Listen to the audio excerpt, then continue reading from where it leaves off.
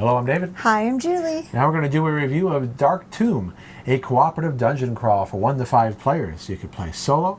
It also has a dungeon master mode where one player could be the dungeon master against up to 4 characters. It takes about 15 to 40 minutes to play.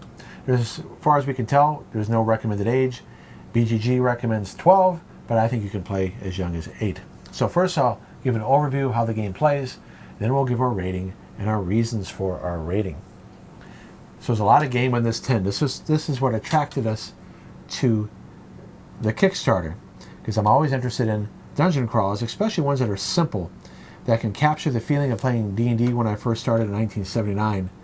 And can you get the same feeling with cards and characters, which are represented by these cubes. The object is to complete 3 chambers, which you'll see here. We're only going to reveal one at a time. But we got to recover an amulet to restore peace to the land. Now you may notice, wow, why are these pages here? Because they modified the rules from the manual here. So I'm going to talk about in the review that this manual is out of date. So you need to download the most recent rules. You'll use the chamber card here to set up the first chamber. And this is where characters will start. And we'd be playing with these 2 characters, and there's 2 other characters you can play with. These are the ones we chose in the how to play and playthrough that you can watch. So Julie's character would start here, Helios, and then I would start here, Draven. And this is the D20 system, so I have armor class 12. Julie has 14. Start out with 8 hit points, 7 hit points. I can move 5, she can move 6. And it's just typical orthogonal, up, down, left, right movement. You can't move diagonal. And these are the actions we can do. You can do a dash and move farther, so I can move 8, and Julie can move 9. And these are attack options. For instance, I get +4 at adjacent space to do 1 damage. Here, I can attack a monster up to 3 to 4 spaces away and do 2 damage. Here I get -2 to attack 1 space away and do 1 damage, but then I get +2 armor to me and to any character adjacent to me. Now you'll see that there's other chambers here. Here is the yellow, the second chamber, if you get past the first. And how do you get past the chamber? You got to defeat the monsters. So in this first chamber, there are 2 monsters to defeat. We lose if all characters die. If one character in a 2-player game dies, they'll come back in the next chamber, or they get defeated. I don't say they die. So let's say I get reduced to below 1. Julie survives. That means I'd come back in the next chamber with 3 hit points. Julie would heal 3 hit points, and we can carry up to 3 objects between quests. And there's 4 objects in this first chamber. When you complete a chamber, I don't want to give it away, you read this little story here, and then you would read the story to the next chamber right here, and this shows you how to set up. And you'll see here, this is the start tile, which is different than these tiles here that are revealed as you play. So turns are very simple. You move, you take an action, and you mark what action that you can take. You get free actions revealing tiles, getting items, which are marked here. So for instance, let's say Julie moves on to here. Well, a monster is revealed. It's the henchman. The monster has this symbol here, put here, and there's an object all the way over here. And there's a key for what different things are, what stone walls, obstacles, water, and gates do. And it tells you if they block line of sight or if you can move through it. So right away, Julie revealed that. She moved 1 space, did a free action revealing. She has extra movement left, but right away she can attack. You can do your up to 3-4 spaces away with your poison dart. Yep. So it's a D20 system. Go ahead and roll the die. You get +4. 17. The armor class is only 15. And it has 7 hit points in a 2-player game. And a 4-player game would have 11, and a 3-player game would have 9. So I hit it for 1. You hit it for, actually you hit it for 2. No, 1, you're right, 1. for 1. Because that's your range attack. Right. And then I would get to go, I'm far away, I would try to run over there, I would go 1, 2, 3, 4, 5, 6, 7, 8, 9. I use my action. Even if I went 6, I'd be too far away. Now we roll for the chamber's turn. It's a seismic event. This is not a very stable chambers that we're going down to into the labyrinth. So we roll on a 17, 18, 19, or 20. We both take 1 damage, but not the monster. 8, we're okay. Now the monster would move. It moves to the closest character from left to right, top to bottom. So here we're equal distance away. But it can attack both of us at 2 to 4 spaces away, because that's what that means right there, those arrows. So I'll show you that on the card. So unfortunately, we're standing in a way. I probably shouldn't have moved that far. You shouldn't move that far. Okay, because now it can attack both of us. Yep. You hit it for 1. So here it goes. It gets +5. It rolled a 1. Woo-hoo. Now, when it rolls a 1, it takes 1 damage. If it rolled a 20, it would do additional damage. So, and it also flees. It says right here 4 spaces. So it runs away. 1, 2, 3, 4. It can't go through walls, and it can't go to unexplored chambers, unexplored dungeon tiles. So that is the first turn, and then we continue until we defeat him. And you can see there's other things we can find. There's the second monster can be found there, and other treasures. So like I said, if you would have found a treasure, you can get a spear, which if you get the fire portion of it, if you use them together, it can do 3 damage. And so as long as one of us survives the chamber, defeating both monsters, we move on to the next chamber, which would be this one. We heal 3 hit points, like I said, and then we move on, and hopefully we can get to the red one. And if we defeat all the monsters in all 3 chambers, we find the amulet, and we win the game. So that's a quick overview of how it uses the D20 system of attack, which is pretty simple to use. Okay, so let's see what our rating is. And then we'll give our reasons for our rating. So we use the BGG scale.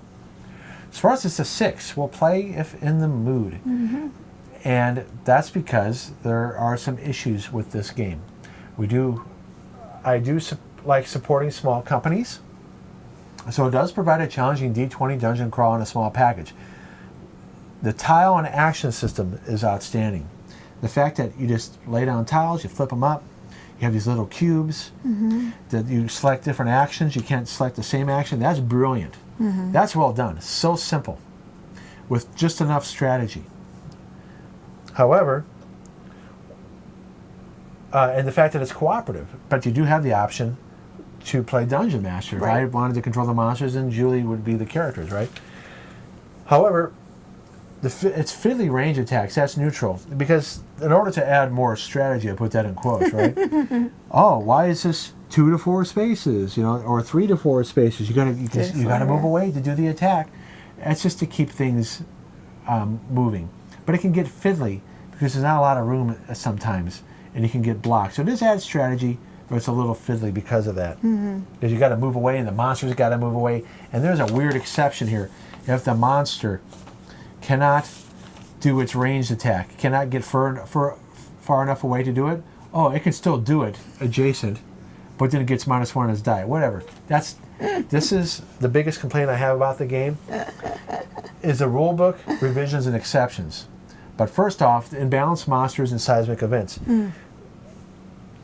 Why would you add a seismic event every turn where, for no fault of your own, if you roll a 17, 18, 19, or 20, you lose a hit point? All characters do. That's terrible.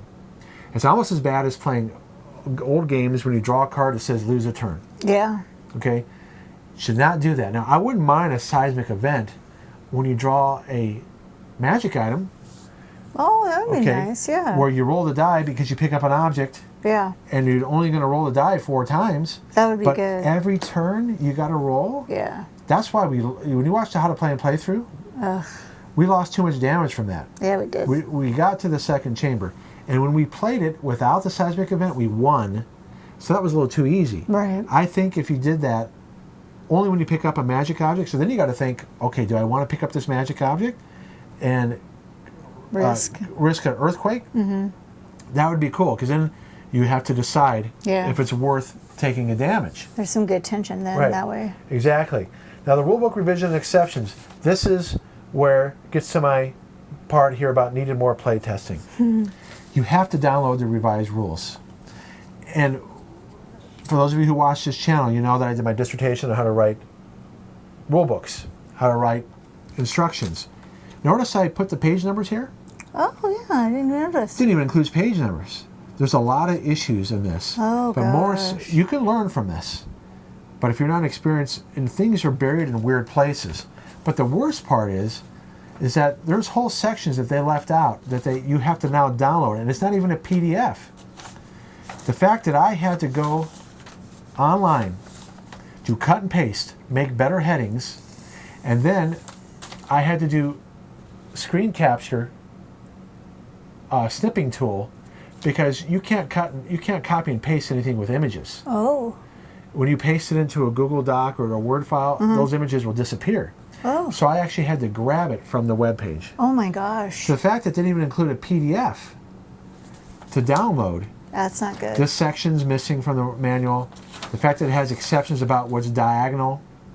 Oh my gosh. Usually diagonal is only orthogonal, left, up, down, left, right. Except on these special little things here. So it needs more playtesting. Why have exceptions? Come up with a rule system where there's no exceptions, where it's solid all the way through. And the fact that you have seismic events that can kill you for no fault of your own. Yeah, so that's why it's a 6. I think there's some really good things here, and I like to see what this company does next, but you need to do a better job with your rule books. And when you do put it out, make sure it's been play tested. Don't put out a new manual after the Kickstarter shipped. I mean, you had almost a year to get this done. Did you do blind play testing? I don't know why it's not more. It's like it's half-baked, okay? Which is a shame, because you got some really good ideas here. And I do want to support you in the future, but I'm frustrated the fact that why would you put you're putting your best foot forward and you're basically screwing up. Yeah. And you're going to lose some customers. You're not going to lose me. I want to see what you do in the future. But some people are going to avoid this now because of the things I'm saying. And I think you deserve another chance here, especially if you can resolve some of the issues I'm bringing up here about the seismic events and maybe getting rid of some of those fiddly exceptions. All right, so Julie, what do you have to say? Not as much as you. Literally, not as much as you. I think it's a fun, tiny, cooperative dungeon game. There's good tension, decent playing time. Components are, they're okay. They're just little cubes. But that's the whole idea of it being tiny. Oh, okay. And I'm not sure about the replayability. I think once you've played it once all the way through, it's going to be like, how much do I want to play it again? You might want to take it out once a year or something. But right. It might be something you play with some friends, like, hey, you want to try this, and you play it, sit down and play it, or if you're really bored, you play it. So that's why you rated a 6. I'm rating a 6 because of the issues with it. You're rating a 6 because of the replayability. Right. So that is our review of Dark Tomb.